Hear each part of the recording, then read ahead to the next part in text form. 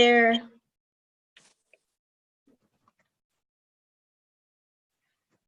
Hello. How are you? Hi, it's Faith Halter. Hi, Faith. How are you? Good. How are you doing? Good. This is Christine, and I see Anne-Marie just jumped on. I'm just going to put on my headset. I need to get one of those.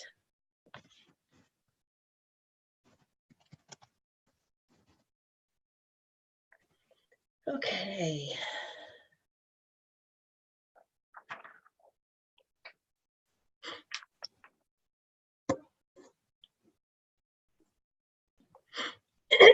Excuse me.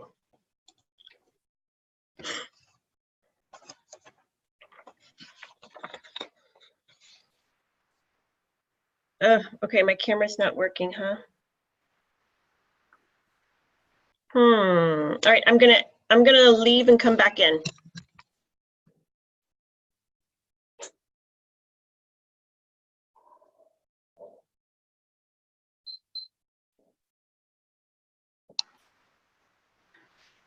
Faith, are you ready to take on hosting responsibilities? No, I'm the anti-queen of tech. I don't even use the video because I wander around all the time when I'm on these calls.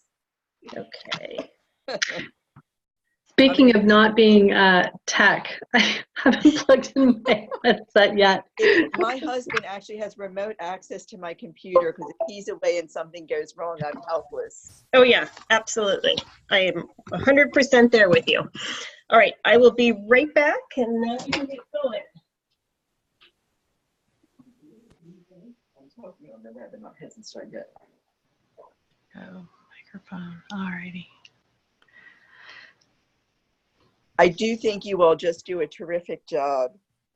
Oh, Faith, thank you. And you know what? I've been thinking too, I so appreciate your contributions on our calls. I learned so much from you in particular and from many people on the call, but thank you so much for continuing to come and contribute. I love it. It's so nice to be on webinars that are sort of intimate, you know, where everybody can actually talk and share as opposed to just being lectured at for an hour. Exactly. All right, let me see how I silence all my phones. And it's so funny because, I mean, as someone who does research and preparation for the call or for anything, right? You feel like, oh, there's something I need to share, right? And kind of download in a didactic kind of way. But what do we know from coaching? Like, well, but you know, the sharing you do is really high quality and it helps stimulate the discussion. Well, thank you. Thank you. I think there does need to be space for the give and take, right? To, okay, here's a tidbit of info and here's our jumping off point, right? Yeah, it's much better learning experience because I'm always having to think things through, you know, as we're doing these calls. And I really love that. Well, thank you. Thanks for that feedback, Faith. That means a lot. All positive. Oh, thank you. What a nice way to end our case collaborations for the summer. Yeah. And everyone gets a chance to refuel and recharge, and then on we go. Yeah. Is anybody else feeling like this? Like I'm feeling like the summer's, I'm feeling the pressure of summer being almost over, but I have to give my head a shake. I'm like, it's mid-July. We're okay. We're okay. I don't know. My daughter leaves for college in like a month. And so I'm like, yeah, summer's almost over. Yeah. Yeah. Crazy.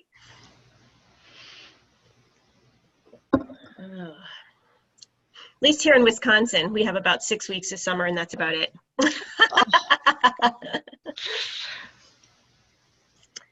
All right. I know we had about 17 or 20 people registered, somewhere in there. So we'll wait for 4 more minutes. That's great for summer. Yeah, it was great. It was great. So I'll just put a plug in for those of you who are on. If you're interested in joining the programs committee, we are looking for additional people so we can expand our offerings. So if you guys ever have an interest or just have an interest in a certain area, you know, just shoot us an email at programs and we would be happy to talk with you in any capacity that you want. I'd love to bring in some technology pieces to offer, and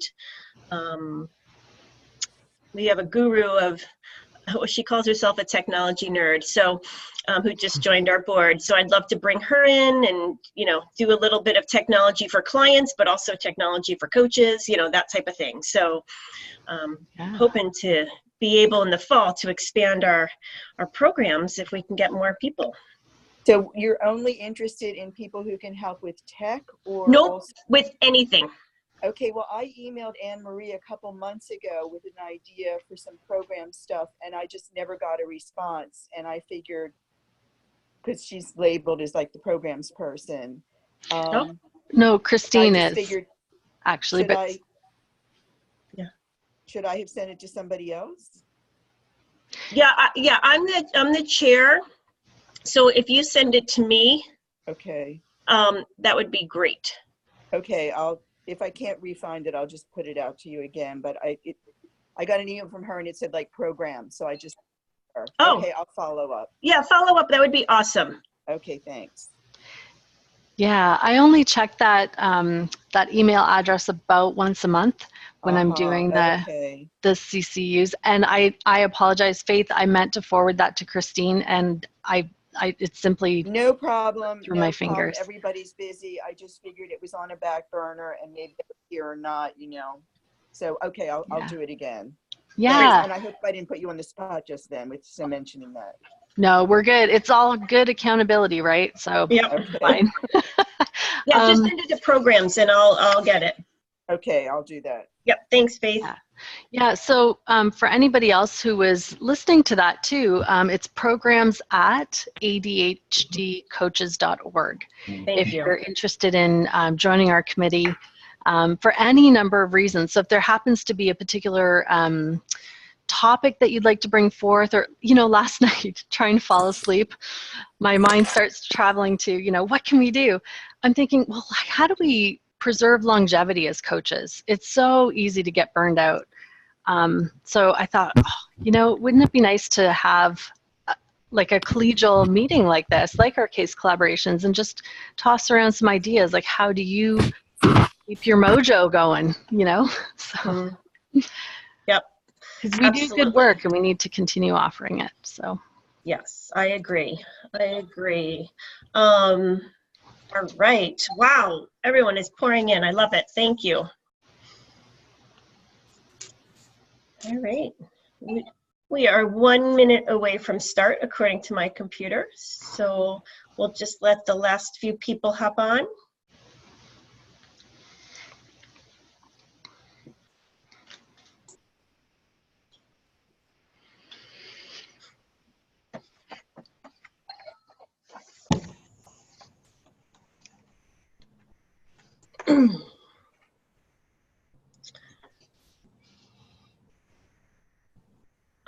Okay, so it's now 9 o'clock. Before I turn it over to Peter for the introduction, I just want to share one piece of information.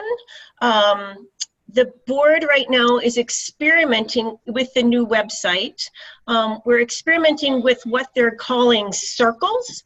And so it will be probably in place of listserv at some point, but it allows us to form communities in order to continue discussion. So I'm super excited that for programs and for case collaborations, we'll be able to continue discussions offline through this kind of circle type of format, because there are so many great things to share and so many great resources. We have brilliant minds on this call every single time.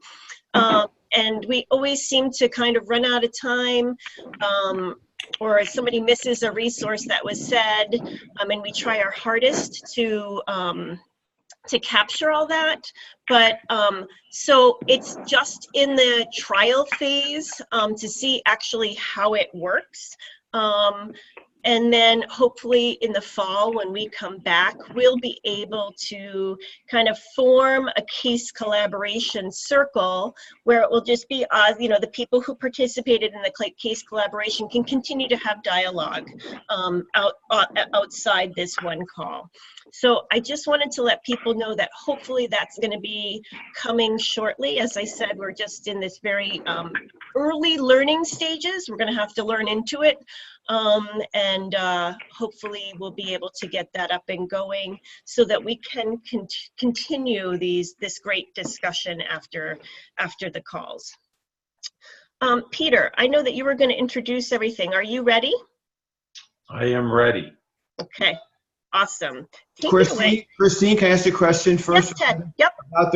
So is there also a forum aspect to this new thing that will allow us to continue the kind of sending out an email or question to the whole group as well as these circles? Correct. I believe so. Yes. Yes. You're not going to lose the ability to send out messages to the whole group.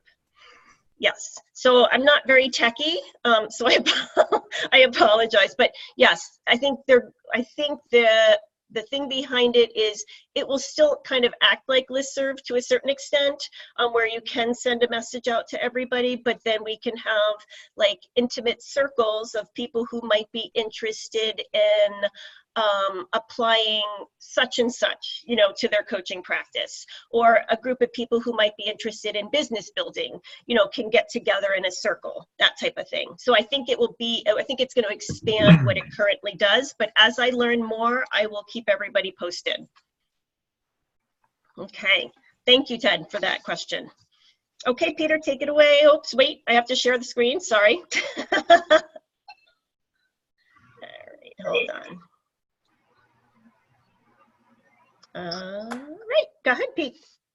My name is Pete Resch. On behalf of ACO's Programs Committee, I welcome you to our case collaboration.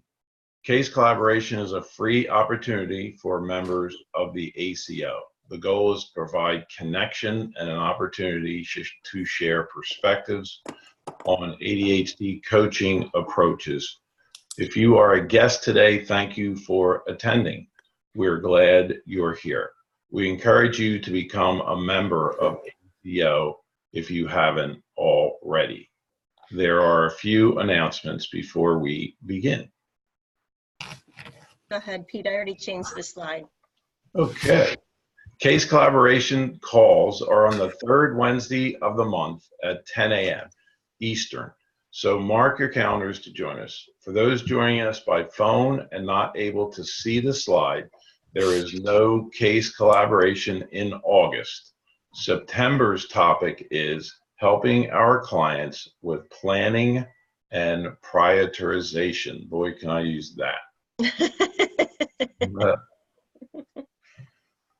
Okay, I think you're taking over, right, Christine? I am, yep. And so we're going to just do really quick housekeeping. Our two main goals are we want to have true collaboration and we want to have time for everybody to participate in a very active way.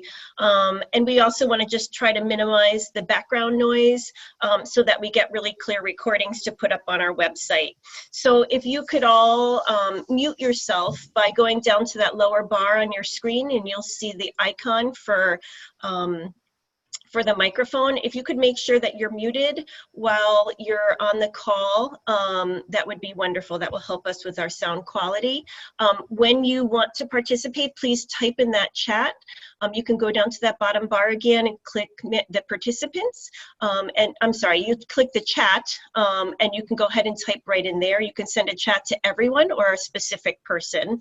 And you can also raise and lower your hand by just going down to that bar, clicking participants. You'll see like a panel open up on the side of your screen and you'll see your name along with everybody else, but just go ahead and click raise hand right there. And just to remember to lower your hand after you finish talking. But we do love everyone's participation. So we'll be monitoring the chat. We'll be looking for hands and please feel free to participate. If you're on the phone, *6 will mute and unmute you. If you're on the phone, *9 will raise and lower your hand. Okay. With that, we're going to give you the opening word for today, is Foley, F-U-L-L-Y, Foley. Please send that to cceu@adhdcoaches.org within 24 hours to receive a core competency. Again, the opening word is Foley, F-U-L-L-Y. With that, I am going to turn it over to Anne-Marie, who's going to facilitate today's conversation. And Christine, now that you're freed up, can you work whatever magic you need to be able to share your slides? Because we're currently seeing the speaker view. Really? Mm-hmm. So, all right. So Christine, can I help you? Yes, you may. What you want to do is go down to that bottom bar and you should have a green folder that says share. Yeah. When you click on that, it's going to pull up all the different screens that you can share that are on your computer. So Yeah. for that slideshow, and when Yep. you highlight it and share it. Yeah. Are you guys seeing it now? There you go. Yes. Oh, Yep. okay. All right. Sorry about that, everybody. So did everybody get the opening word then fully, if it was too tiny? F-U-L-L-Y. And no case collaboration in August. We'll pick up with September. All right. Go for it, Anne-Marie.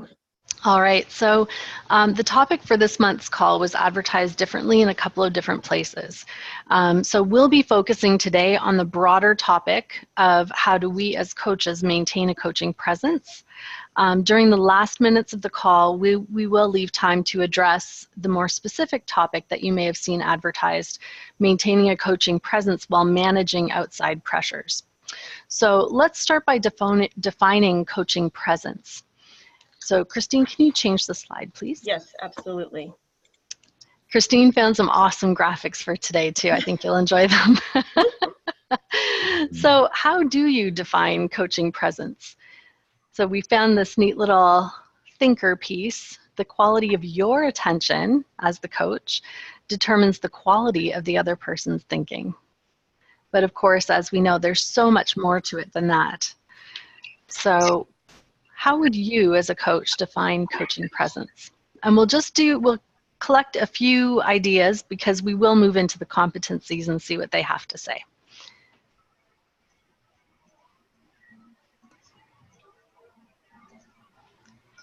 I'm just looking for hands raised here. So as we're waiting for someone, there was this really neat quote that we saw from Doug Silsby, saying that participants is a state of awareness in the moment, characterized by the felt experiences of timelessness, connectedness, and larger truth. Very nice. Yeah, That might awesome. kind of jog your thoughts too. Yeah, and Faith had a thought to share. I would say it's really an ability, it's best when we can all do it, to be fully listening to the other person, to the client, from a place inside yourself that's very grounded.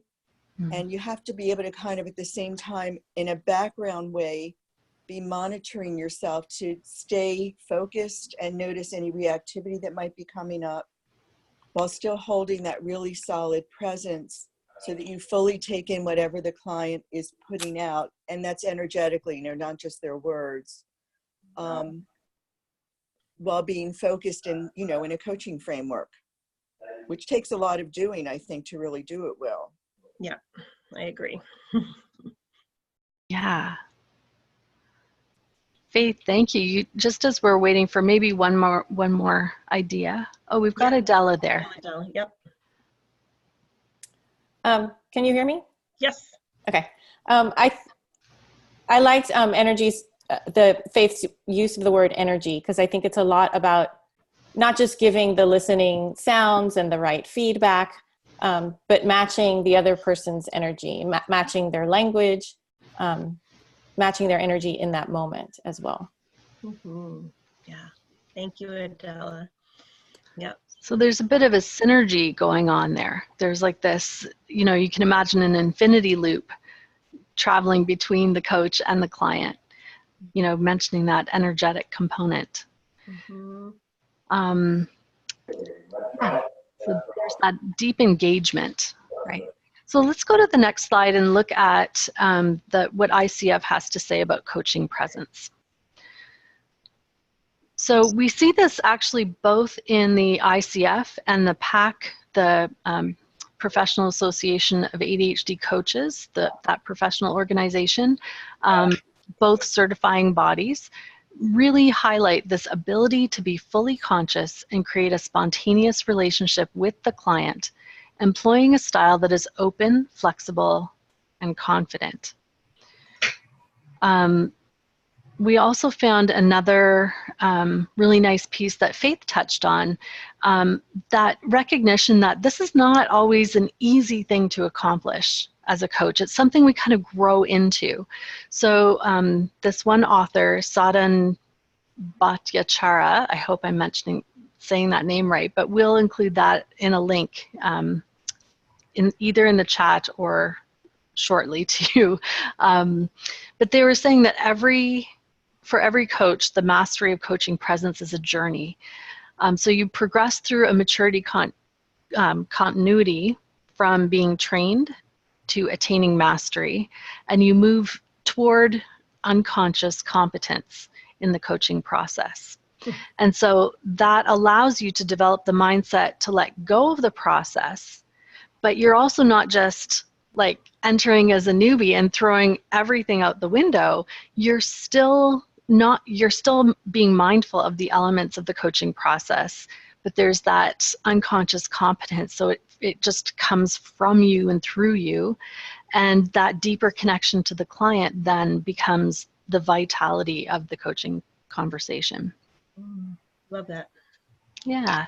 So let's move in. Oh, go ahead, Christine. I was just going to say, we can, you know, when they send in the words for the CCEU, we could also send back the links to some of the articles that we found, so they'll have that, you know, for their own, use.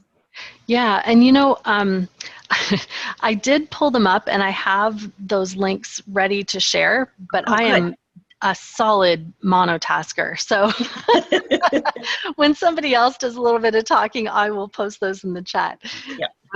Okay. Awesome. Thanks, Anne-Marie. Yeah, so the next couple of slides are really like, it's a wall of text, and we apologize. So we're trying to, you know, kind of mitigate this affront of words in front of us and trying to process them in the moment by making them available to you through the invitation to join the case collaboration. And I hope that you had a chance to, first of all, see it and then take a moment to read it before the call. I think Christine, if I'm not mistaken, we'll be trying to do that moving forward so that you have a little bit of advance prep and thought time before you join the call. So is there anything that stands out here from these PCC markers from ICF? I'll take a couple of comments about what leaps out at you.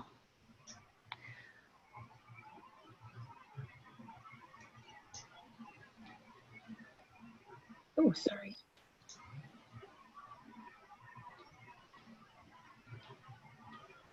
Anne-Marie, I'm going to just hop in. This is Christine.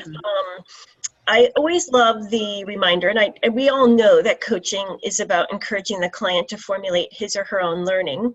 But with, we know that with ADHD coaching, we also help educate about that unique brain wiring. And so it's having to always stay vigilant that you're allowing the client to do the work versus providing too much information, and that delicate dance of knowing when to provide and ask permission to provide that information, and when the client won't be receptive to that. So I always just appreciate that grounding of, encouraging the client to formulate his or her own learning.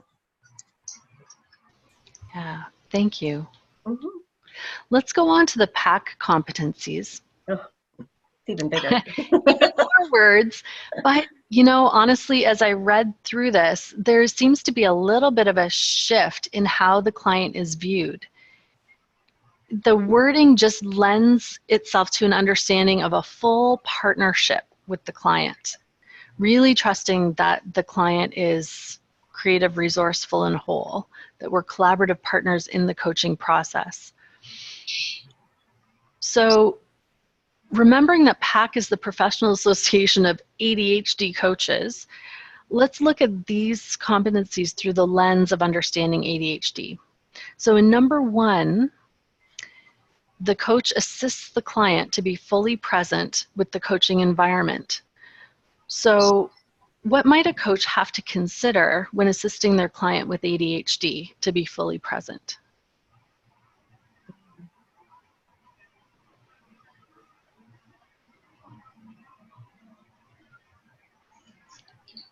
Faith.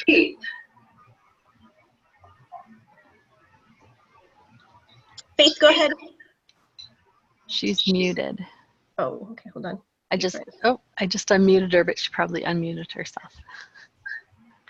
Oh, apparently I can't. Am I unmuted now? Yeah. Yes, Sorry. you are. Yay. With most of my, well, with all of my, not just with my ADHD clients, but especially with them, we discuss up front whether it will be helpful to them if I check in periodically during a session to say, how's your focus? And, you know, just when it feels appropriate to me, I do periodically check how's your focus, especially, you know, for clients who said that's an issue. And if somebody doesn't want it, of course, I don't do it unless I feel it's really necessary in a moment. But I find that doing that helps. And very often we will take a little pause for the client to stretch or do some breathing or whatever they like to do. But that's, I find, very important. Mm-hmm. Yeah, that's great. Thank you. Adela. I encourage my clients to use video conferencing platforms, just so that I can make eye contact with them. And I can personally see if they're being focused, and they can see if I'm being focused. And if my cat walks across the keyboard, they can see that that's going to affect our conversation. And we just have an open dialogue about that. So that helps me with my clients anyway. Nice. Thank you, Adela. I see Ruth has her hand raised. Yeah, hi. I have more of a question. It's related to the previous comments, actually. Sometimes when I'm working with a client, I'm wondering about my role in, I'm looking for the right word, but let's just say that a lot of my ADHD clients will jump around from topic to topic. And my tendency is to want to jump in occasionally, to interrupt and to just call attention to the shift in the topic, in order to just check in. Do they want to go back to that one before? And I guess my point is, I'm curious about the appropriateness of that. And I obviously would have asked them if it's all right to interrupt about that. But when you're talking about helping a client be fully present, to me, that's a piece of it, particularly with an ADHD client, that sometimes is really on a topic that, from my perspective, appears to be very fruitful. And then suddenly we're jumping off into multiple tangents. And I'd love to hear other people's thoughts about what's the appropriate role for an ADHD coach in those situations. Great. Does anybody have a thought?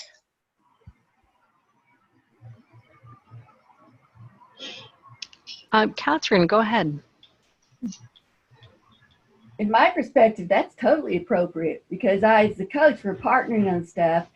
Sometimes by me just being curious about it and bringing attention to it, it puts it back on the client's, in their windshield, as you want to call it, right? That, oh, I did jump off. You know, it's just a way for them to help even keep themselves accountable in some way, if that makes sense. But it's not being judgmental. It's just going, hey, I noticed, right? And they kind of like that, because it you know, they do this with a lot of other people too, and many times don't even recognize that maybe some people are kind of put off by it, but they're not saying anything to them about it, right? So it's just a way to bring some awareness to what they're like when they're in the midst of thinking of all this stuff. Mm-hmm. Yep, absolutely. Yeah, thanks. Service to our clients is the way I look at it. It's not judgment, but it's a service that I'm doing with my client. Yep. Yep, I agree. I agree. Faith, do you want to hop in? Yeah, I could see this being the topic of an entire, one of our Wednesday calls, because it comes up so much. I mean, from my perspective, anything that might impede the optimal achievements we can reach in a coaching session is something I look to fold into our coaching. Mm-hmm. And so, yes, lots of clients, not only ADHD, but especially, jump from one thing to another. They get distracted. And I have a whole way that I don't want to take up a lot of time now, but I definitely, I name anything, I put it in the context of, I'm finding I'm having a little trouble following you, I do something to take it on myself. It's not like, oh, you are jumping around, and then kind of go from there. Does this come up in other places? Is this something that you feel would be helpful to work on? And then I just find ways to fold it into our coaching agenda, as long as the client is comfortable and willing with that. And then there's lots of strategies to use, once you have that on the table. I think it's a really big issue that would be, I'd love to just see a whole session on it. It's so big. Great. Yeah. Thank you. I wrote that down. That's awesome. Yeah. And I also think, sorry, Anne-Marie. Well, I just wanted to share something that I observed. I attended an ICF coaching call where it was like a demonstration of a master coach. And I swear to God, the person who showed up as the volunteer client had ADHD. I mean, it was just like sitting with one of my clients. And you know what made me feel really good about what we do on a daily basis was at the end, the master coach just frankly admitted to everyone, she said, this is one of the hardest calls I've ever had in my coaching career. And I'm like, girlfriend, I do that every day. Like these are my clients. So it made me feel really good about the quality of presence that we bring and the assistance and partnering that we do with our clients. Mm-hmm. So yeah, so yay us. Yep. That's awesome. That's great. Yeah. So let's jump into our case study with this recognition of what coaching presence is, really partnering with a client, being fully engaged and in the present moment together. There's almost an energetic exchange, or it can often be considered an energetic exchange. There might be that feeling of being in the flow or in the zone, a sense of timelessness. Okay, so keeping that in mind, I'll read out loud this case study. And just consider as you hear this, how presence for both coach and clients is supported here or not in this scene. So we don't have a video today, so let's engage our creativity and imagine this fictional coaching scenario in your mind's eye.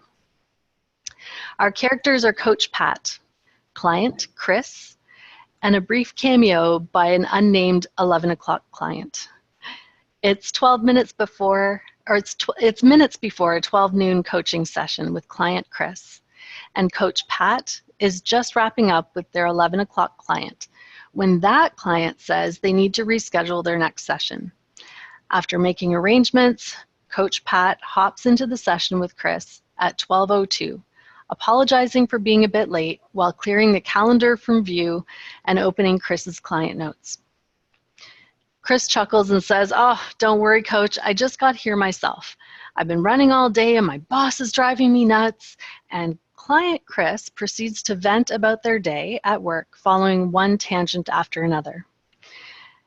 Coach Pat takes the opportunity for the breather, briefly wondering if they wrote down the correct time with the 11 o'clock client, making a mental note to confirm later, and then settles into the session with client Chris, quickly glancing at notes from the last session. After a bit, Coach Pat uses their previously agreed upon signal to interject. "Chris, I can't help but notice the situation you're describing has got you really worked up. Is this something you'd like to explore more deeply during our coaching session? Or do you just need to clear the air before we move ahead with your topic today?" Chris takes a breath, pauses for a moment to consider what they really need from coaching today, and Coach Pat notices a shift as Chris's body relaxes a bit. Thanks, Coach. I thought I was going to tell you a short thing, and then I got carried away, I guess. I did think about what I wanted to bring into our session this week, and a ding interrupts. Client Chris's body stiffens upon looking at the phone and bursts out, "I knew it! My boss just emailed to say..." End scene. So imagine your fictional coach and client taking a bow. So let's start with quick observations and recollection of events in this scene. What stood out to you in regard to coaching presence? How might it have been supported or not supported in this scene?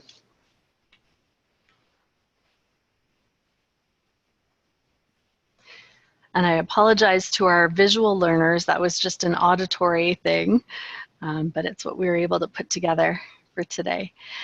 So, Kay, what did you notice?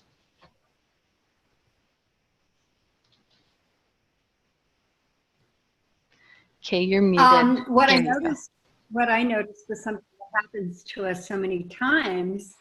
Many of us are ADD, and so we have some of the same symptoms as our clients. So what I noticed about the coaching presence is that the coach was put in a position of needing to was unfocused and feeling a little chaotic. And that happens so many times because of our clients will try to run over or something. So anyway, I think it's really critical for those of us, especially that are ADD, to kind of have strategies about, okay, what am I going to do when I come into a session rather unsettled? And the description did a pretty good job of, the coach maybe taking a deep breath and checking things out. but that was my notice about the coaching presence, is often it's difficult for us to get ourselves settled and into being totally present with the client. Mm-hmm. Yeah. Thank you, Kay. Yeah, and we're going to pick up on that a little bit later. So if you have more to add to that, there will be an opportunity. We'll be talking about how the coach can support their own coaching presence. Mm-hmm. Anybody else?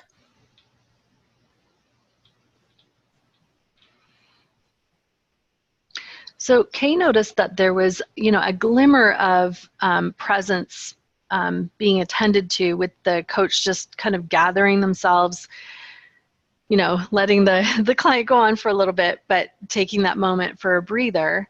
Are there some things that you noticed maybe distanced that ability to be present? Adela. Just the fact that the client's phone went off in the session. I'm wondering why there was no, or maybe the client had forgotten agreement ahead of time, like we're going to silence our devices during the session. And I understand there are some sessions when you want to pull up the device and do something in the moment to create a reminder, maybe at the end of your session for accountability's sake. But that just threw everyone off. Mm-hmm.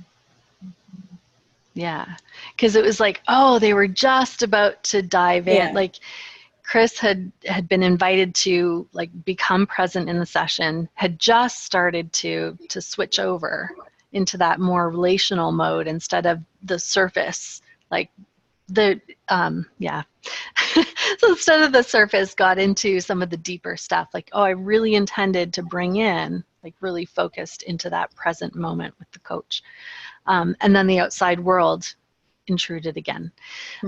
So I don't know how many of you, I recently had this happen with a client. I have it in my agreement, I'm sure many of us do too, a recognition that this time is really just for the client. And it's so rare that clients or any of us really get that in our lives. This is an hour devoted to you and your agenda. So let's protect that and honor that, and turn off devices and really allow this to be our little universe right here. And so that's made really clear in my agreement out front.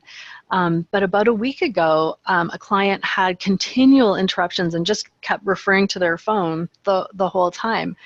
And it wasn't it was a surprise to me because we had discussed this, but and there wasn't a particular reason that the phone had to be on and we weren't using it in the coaching session.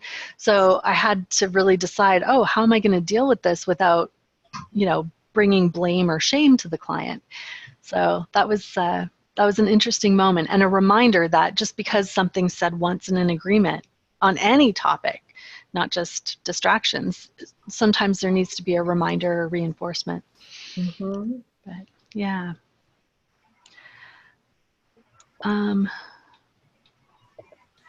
Are there any questions that some of you ask your clients that help them kind of enter a call with presence? Is there any way that you start out your call to invite presence right from the beginning?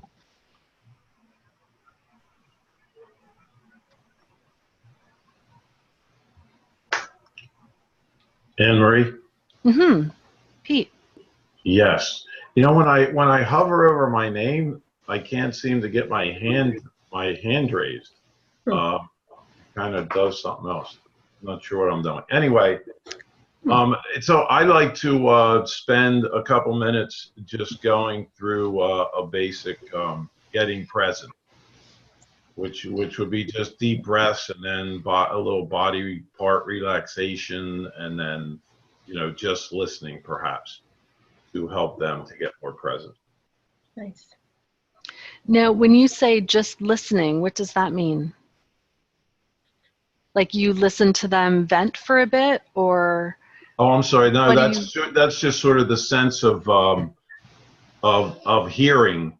In other words, just another way to get present. Just what can you hear in the room? Like a mindfulness exercise on sound. Got it. Got it. Awesome. Yep. Are there others who do similar things or different things?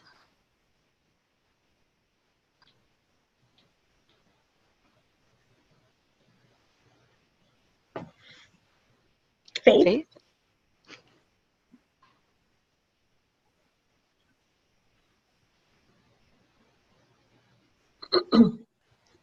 We're not able to hear you, Faith, if you can unmute yourself. Sorry, I'm a little scattered with my unmuting today. I like what Pete said. I do similar things, and also I'll usually at the very beginning, after we've said hi, just ask the client, how present do you feel you can be today right now? And see what they say, and then depending on what they say and what I'm picking up, it can just, oh, I'm fine, I'm totally present. You know that they're probably not totally present. But I'll just kind of take it from there. But I really love what Pete said. I do similar things too. So I just have a follow-up question, Faith. What do you do when they say, oh, I'm fine, I'm totally present, and you know that they're not? What comes next? Well, it depends how long we've been coaching, how well we know each other. If it's somebody I've been coaching for a while, I'll say, could you say that again just the way you said it to me and listen and tell me how it sounds? Or I might say, I'm going to repeat back to you what I think I just heard. But I wouldn't do that, early on. So if it's early on, I'll say, that's great. I'm actually feeling like it might help if for us to get in sync. Would it be all right, even though you feel fully present, if we just take a moment or two to sync up? Just something like that. Like I'm always very careful to not do anything that I think might make the other person feel judged, but I'll just kind of hold the space and I'll just make it happen somehow. So it's something like that I'll say, or it's great that you're feeling present. I'm really thrilled. The pace you're speaking is a little fast for me to follow. Would it be okay if we, how about if we just slow down a little bit? I want to make sure I hear everything you're saying. So I really try and adjust it to what's going on, but I wouldn't let something like that just go. And then ultimately, like I said, I might say, I hear your words, but the way you said it makes me wonder if you're aware of how quick that was. It just depends, I just feel my way into it. Does that help? Absolutely. Thank you for those phrases. That's so helpful, Faith. Thank you. One other thing, I was in an ICF ethics call actually where they challenged, like, would you be willing to, because of course the client has to say yes. But the formulations they came up with, I didn't see were any better. I mean, you do have to ask permission somehow. So just a footnote on that. Yeah, good reminder. Yep. Julie, you've got your hand raised. Oh, thank you. Yeah, one of the things I do before this session even starts is I make sure I've got their file opened up. I do everything on the computer and entirely paperless, so I'll have notes from prior sessions and just review kind of what happened last time, what we were going to maybe discuss for the next session, areas they want to focus on. I may go back to the initial intake notes to kind of see if we're on track with the things that they originally came to me for, and just kind of get myself grounded as to where we're going to, you know, where we left off and what things were happening then, so I can make sure that I'm on top of what is happening in their lives. Because, you know, I'm sure like everybody else, I don't remember from week to week what may have happened. And then when they do, and I'm entirely on Skype or Zoom with them, so I'll send a chat, just ring whenever you're ready, so I know I'm there in time before they might be.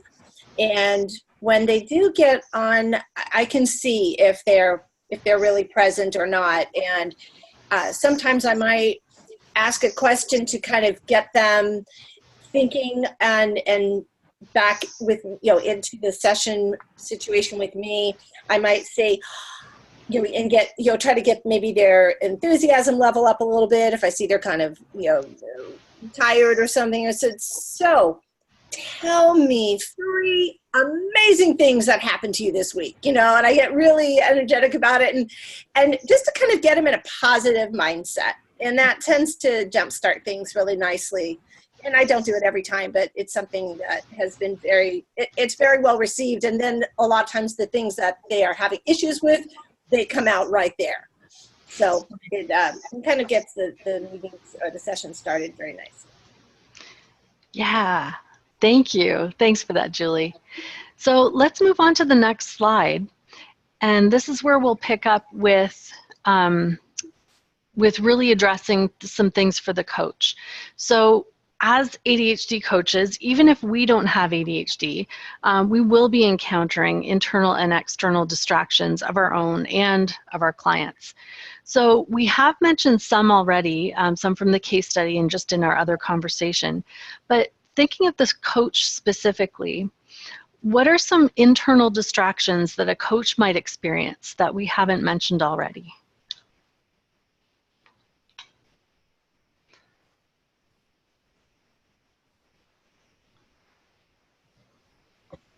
Kathy. Well, I think that the timing of having one client right behind the other is not so great, because she was still half with the other client, wondering if she put in the right time to reschedule, and then coming to the call not feeling centered, kind of flustered, even though she was only a few minutes late. It's not a great way to start a call. So when I'm seeing multiple clients in a day, I do like to spread them out just to, even by 20 minutes, because I need that time for myself to regroup, to leave that client I was working with behind and move into the room with this next person and be present. Also, I need time to go to the bathroom, get a drink of water, you know, I don't know, look at their file. What did we talk about last time? What were their goals? You know, how was that going for them? It's too close. And I know a lot of social workers see client after client after client after client. But being self-employed, I don't have to do that. So I really try not to. Plus, I see a lot of people at my home office, and I don't want them to run into each other. It's not the end of the world. I think it happened once because we went over, but I don't like it. So that's how I work that. Great. Thank you very much. And Kathy, you mentioned a couple of really specific things that some coaches might consider almost putting into a bit of a ritual, like closing out one client, opening the door to another in your own way that really makes sense for you. But I mean, it could be part of what we address in ADHD coaching, of just having a familiar pattern. Like, you don't have to think about it. This is something you automatically do, and you're setting your body and your mind to be engaged in presence. Yeah, thank you. Any other things that the coach might face with internal distractions? Keith, if it happens to be on that, that's great. If not, go with what you're going to say. Well, it may or may not be. So okay. There are times, so I try to put spaces between as well, but then you have a client running late or something happens. And something I try to do, and I'm not always great at it, is if I do see that there's a back-to-back, or even I'm going to be a couple minutes late, I will still text the next client or try to, and say, hey, I'm running a few minutes late, and then just try like a minute or two of meditation, just sort of like closing your eyes, focusing on the breath, and trying to clear out the head. And that sometimes when I remember to do it, it actually works very well. So maybe the thing is trying to remember to do it more, but I guess what I'm saying is I try not to get rushed by the clients. And if I'm already up against the deadline or a couple minutes late, what's a couple minutes more if it means that I'm going to be more present in the session? Right. Right. Thank you, Keith. And I want to just piggyback on that. I was in a group call yesterday, and somebody brought up the fact that a coach was working with a client, and that client kind of said some things that led the coach to believe, though that client wanted to check himself into a hospital because he was just having some really dark thoughts, and we got into a discussion about when do you just cancel, right, the clients after you, because you might not be able to regroup quickly from some bigger external distractors that become internal, right? Because we take, that's very concerning for a coach. And so we had a discussion about, being okay and being honest with our clients if we can't show up for them the way we need to. And so that might be an entire conversation as well. But, every once in a while, we hope we don't run into some of these really big issues, but we do occasionally. And for this coach, she ran into that situation and then had to move right into the next client. And how do you let go of that, how do you let go of that, and turn around and coach again? So, being comfortable as a coach to say, I'm not in my best place for you right now. Can we reschedule or give them an extra session or however that plays out. So sometimes there's really big internal and external distractors. Yeah, Christine, those certainly are big ones. And yeah. Yep. Part of it is really holding that space, right, and honoring what a client needs. And, you'd hope that other clients would have the understanding, if they were in a similar situation, you would be there for them in a similar way as well. Mm-hmm. So I want to really make sure that we have enough time to do the exploration of the external, not distractions, but the external agendas of outside parties, third parties in the coaching process. So just quickly, I have one more question for you on the next slide, because we've already done a really great sharing of how we get present before, during, and after a coaching session. I know there's so much more we could cover there, but we've done a nice job already. But I invite you to just take a moment now to recall times when you've experienced an amazing quality of coaching presence in yourself with a client. Remembering that we've used phrases like being in the zone, being in the flow, feeling energetically connected and in sync, not being so concerned about the process the process is there, it's not ignored, but there's this groundedness and connection with the client that drives the process forward. There's a sense of both of you being engaged, connected in the moment together, and there's a sense of spaciousness and ease, almost a timelessness. These are different ways that it's been described. So what might have been happening to set the stage for that? If you can remember back to those times, what might have facilitated or supported the ability to be that present?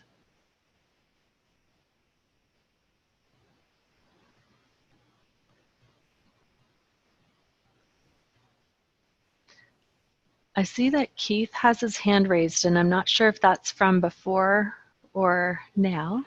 That's because Keith forgot to lower his hand. Well, okay. Yep, and Alice does, and I think Kay did also. Great. Okay, let's start with you, Alice. Yeah, this happened with a client that it's two clients that I've been with for a long time. And there have been times when they're discussing something and it triggers in me a memory of something similar for them from a couple of years ago. And I bring it up and I say, remember such and such. And they do then. And this sense of, they feel this, I got through it before. Yeah, I can do this. And I'm not sure if that's coaching presence or what, but I mean, there is this emotional, we're so together in this. But that takes a lot of time. but that moment is magical. Yeah. Yeah. And that doesn't happen unless you're in sync and in flow with that client. There's an intuition that can be accessed, right? Yeah, it takes a lot of time. Mm-hmm. Mm-hmm. You have to have worked with them and know them. Yes. Right. Yeah. Kay, what would you like to add to that? Well, I just would like to go back to what was said before about looking at the notes, reviewing the notes before you meet with them. I am the kind of person, my memory, I wouldn't remember either. So I take copious notes and I tell my clients, I just write everything down so I can remember it. So going over last time's notes when we start really, really helps me to be really present with them because my mind might be a lot of different places, but if I kind of overview the notes and also go over those with them when we start, I'm crawling into them and their life and their challenges and their successes. So that really helps a lot. And another thing is to maintain it during the session. There's something called mirroring. I believe it's called mirroring and matching. And it's where you use the same body language. So if you're doing a teleconference or person to person, and I found myself doing this, which makes me feel good because I'm thinking I must be really with them because if they have, their hand on their face, I notice my hand is on my face. But you can do this consciously and that really kind of crawls you into their situation, which is what we want to do. Cool.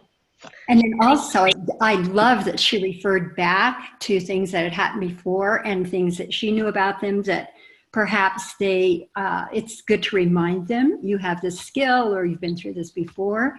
And sometimes I shuffle through notes even to find that. And I'll go back and say, well, now remember we talked about this a month ago, blah, blah, blah. So I think those are things that really help. Great. Thank you so much, Kay. Catherine, did you want to add to that? Yes.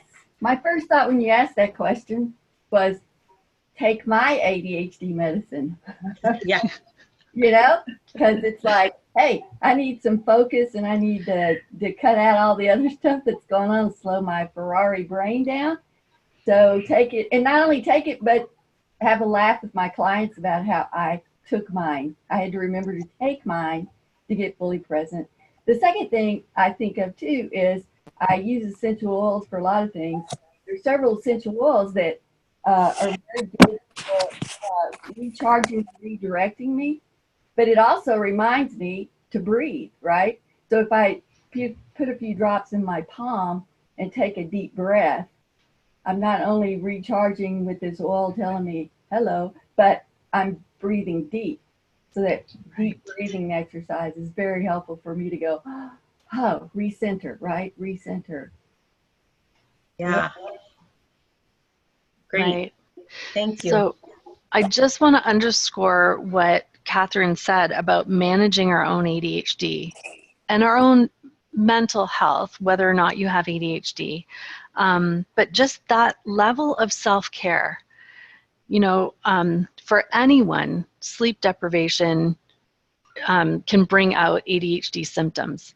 So, and then for those of us who have ADHD, man, it doesn't matter for me. If I take medication, if I haven't had a good sleep, I might as well be taking sugar pills or whatever. So yeah, that's essential. And it really, this asks us to walk our talk about self-care and about managing and supporting yourself and your best functioning. So it's not a luxury, this self-care thing. It's actually necessary for us to do what we need to do and bring our strengths to the coaching experience. Right. Right. So let's jump in then to the situation that sometimes we find ourselves in when there are coaching presence. How do we maintain it when there are strong outside influences that bring their own agenda? So when we discussed this during our coaching session or our planning session for this, there were some chuckles in our group and then empathetic groans when we mentioned our own experiences with outside influences with their own agendas for the client session. So there was an adult client whose spouse provides a list of topics for each session. There were parents who, even though they signed agreements at the outset acknowledging that the client's agenda drives the coaching, they start to send emails over time, letting the coach know what's really happening with the client, along with suggestions of what needs to be addressed in the next session. So, I mean, there are so many problems that we could, problematic aspects of those examples, but if we focus on the impact on coaching presence, how would a list of topics brought into the coaching session from an outside influence affect coaching presence?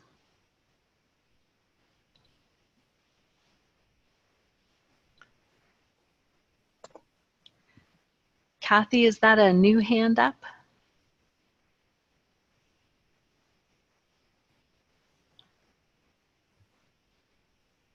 Let's hop to Ruth, and then if Kathy wants to add, we can come back to her. Okay. Can you hear me now? Oh, yeah. Okay, great, Kathy, go ahead. Just a delay. So this comes up a lot with husbands whose wife would like them to change. Mm-hmm. And so they come to see me, and I am very honest with them and say, unless you want to change, it's really kind of a waste of time. And I doubt I'll see you for more than a month. So try to get as much out of this as you can right now. I'm brutally honest. And I say, but if you want to make changes, I can help you. I don't know. How committed are you to changing, or are you just trying to get your wife off your back? See, honey, I'm getting help. Nice. I have a lot of husbands that I see for a month, and then I say, bye-bye. They get very busy with work. They cancel. So I like to put it out there. And then with the moms and the dads, I'll say to the kids, this is something that your mom or dad would like you to work on. What do you think? I'm honest with them. Your mom sent me a list. I'm going to read it to you. Mm-hmm. Because I don't have a confidentiality agreement with your mom. I have one with you. Yep. So I just want to tell you, and I tell the parents, anything you share with me, I'll share with your kid if I think it's appropriate and kind. So yeah, I think it's important to be upfront. Mm-hmm. Mm-hmm. Yeah, I agree. Thank you very much. Keith, you have your, oh, I'm sorry. No, who was I going to after? Ruth, I think, had her hand raised, and then we'll go to Keith. Actually, I put my hand down because so much of what I say was just spoken. Kathy touched on a lot of those issues. I do think that sometimes those lists that we get, I take the very approach that Kathy does. But it's interesting that occasionally a topic comes up that the client actually admits, oh, actually that would be helpful. And you know, we don't always remember, especially younger clients don't always remember something that they themselves might actually want to talk about. So it's all that maintaining that relationship. If it's only if you want to, we can touch on these subjects. But Kathy summarized it very well. Yeah, thank you. And this is that's my client, and you know, we talk about the list, we talk about its appropriateness, but he also has shifted and said, well, this is how she feels I'm showing up, and there is some good information at times in it, so we don't completely ignore it. We acknowledge it, decide if that's something he wants to work on. He has it in the back of his mind. He also kind of looks for patterns of what his wife is deeming as a issue. So he takes it from a much more analytical piece than a personal attack, because he's a data guy, and so he kind of takes it from a data standpoint. But so it's, yeah, very fascinating. Faith, I see your hands raised. Oh, and then Keith. Sorry, Keith. For me, it depends a lot on the larger context of what's going on in the coaching, the relationship. But I do have clients, you know, like we all do, who are coming partly because of issues with a partner. Mm-hmm. And in those cases, depending on the circumstances, but a couple of standard things I'll do is, first of all, I'm always, you know, broken record, but I name everything up front and we look at it and how does this fit within the coaching.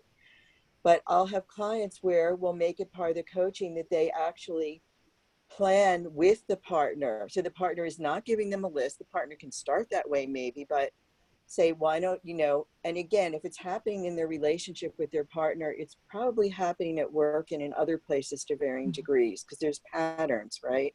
Mm-hmm. So I'll work out with the client, how do you want to negotiate this with your partner?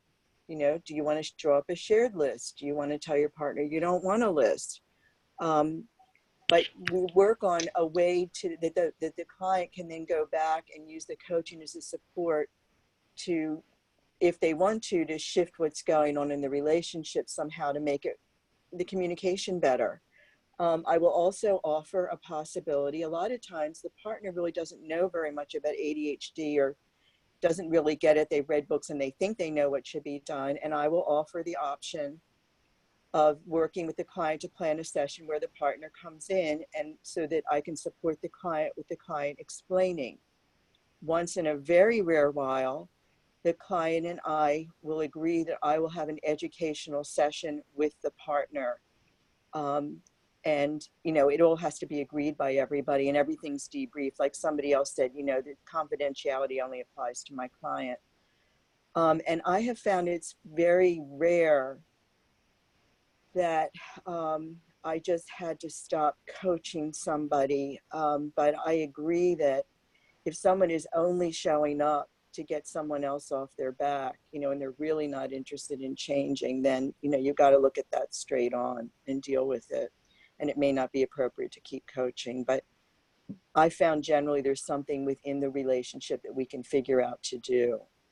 And the other thing is when you get a spouse who calls you and says, I'm looking for a coach for my spouse, right? That's another whole thing, which I handle differently. You know, if it's like that, it's like your spouse has to talk to me. If you're the only one, we're not going any farther. Yes, exactly. Thank you so much, Faith. Keith, I am coming to you, but for those people who have to leave, the closing word is aware, A-W-A-R-E, aware. I will give that again. Remember, there's no case collaboration in August. Keith, go ahead. Thanks for holding in there. Yeah, no worries. So a couple things with spouses, partners. I try to nip it in the bud at the intro call. because it seems to be always, well, my wife wants this, my husband wants this, my partner wants this. And I will ask the question, well, awesome, I hear a lot of changes that you might want to make. How much is your partner willing to change? Mm-hmm. And then immediately shifts the conversation to, wait, that's a possibility? And with parents, I do a couple different things. I actually will offer them a discount if they're not high maintenance parents. And I tell them that up front, that, you know, your rate for the first 3 months is this. If you are low maintenance, I reduce your rate after 3 months. Mm-hmm. And even for the higher maintenance parents, I will get into a habit of saying, well, this is all very good. I encourage you to talk about this with Johnny and see if he wants to bring it to our call on Sunday. Mm-hmm. Yeah, super. Thank you, Keith. That's great. Great. Thanks for that share. I appreciate it. Adela, do you want to take one more and then we have to hop off? Well, I just put it in the comments. Sometimes it's just, it's about establishing trust and communication. It's not about, you know, oh, my son isn't using the planner, let's use the planner. It's how can you establish trust so that mom gets off your back? Yes. That becomes the goal. Yep. Absolutely. Great. Thank you so much. Again, today's closing word is aware. Anne-Marie, thank you for leading a great discussion. Did you have any closing words, Anne-Marie? Just that I think as coaches, we need to recognize that our competency with coaching presence grows over time, and it does take tending.